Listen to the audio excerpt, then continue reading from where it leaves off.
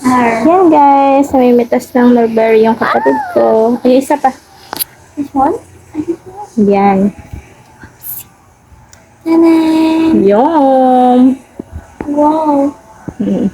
Nakakatuwa, di ba? Tapos ito pa yung aking lemon, yellow na siya. At ito pa ang bunga ng aking mulberry. Kahapon nakapitas na nga rin ako ng 2 mulberry. Then nung isang araw, meron na ding nahinog. Tapos ngayon, ito naman kapatid ko, nakapitas na siya ng 2 piraso ulit. O di ba? Yummy! Ang sarap ng mulberry, guys. So ito nga guys, hapon na matapos namin maglinis ng bahay. Tutulungan naman ako ng kapatid ko na mag-ayos ng aking mini vegetable garden. Ito nga yung ginawa kong patungan ng aking mga halaman. Ito nga yung sa kulungan ng kalapati ng kapatid ko since di naman na siya mag-aalaga ng kalapati sa ngayon dahil sobrang busy na talaga niya sa trabaho. Kaya itong bakal na to is ginamit ko na patungan ng aking mga halaman. Kaya lang mas pagtitibayin pa namin dahil lumulundo na ito kapag pinapatungan ng mabibigat na halaman. Kaya kumuha kami ng 2x2 na kahoy tapos gagamitin namin na pantukod or support nitong bakal na pagpapatungan ko ng mga halaman. At ayan nga, habang nag-aayos kami, hindi namin napansin na si Luna pala. Ayan, yung pusa namin puti. Dito na rin siya. Akala ko nandun siya sa bahay, guys. Di namin napansin na sumunod na pala siya sa amin. O, paano siya sumunod? Kanina pa kami dito. Siguro sinundan niya yung mga dogs namin. Sa sobrang busy namin, di namin siya napansin na nandun siya. Anyway, ang cute niya, no? Tapos, nawala na. Hindi ko na alam kung saan siya nagpunta. Pag-alagala lang din naman kasi yan dito. Dapat nga mag-assemble kami ng mga cabinets ngayon. Kaya lang maganda yung panahon kaya naisip ko na ito na lang muna ang gawin namin. Ilang araw na rin kasi nag-uulan kaya hindi ko magawa to. Buti na nga lang hindi bumigay yung pinagpapatungan ko ng mga halaman. Yung bakal niya bumaon talaga sa lupa kaya siguro hindi na talaga pantay. Ito nga kahoy nilagyan ko ng pako para pagkapitan ng alambre. Ayan, kumuha ko lang ako ng alambre tapos inikot-ikot ko dyan para maging suporta ng bakal. O diba yung kahoy sinuportahan ng bakal ha? Basta ganun para hindi siya lumundo. Then, ito yung kapatid ko, nilalagyan din niya ng pako yung isa pang 2x2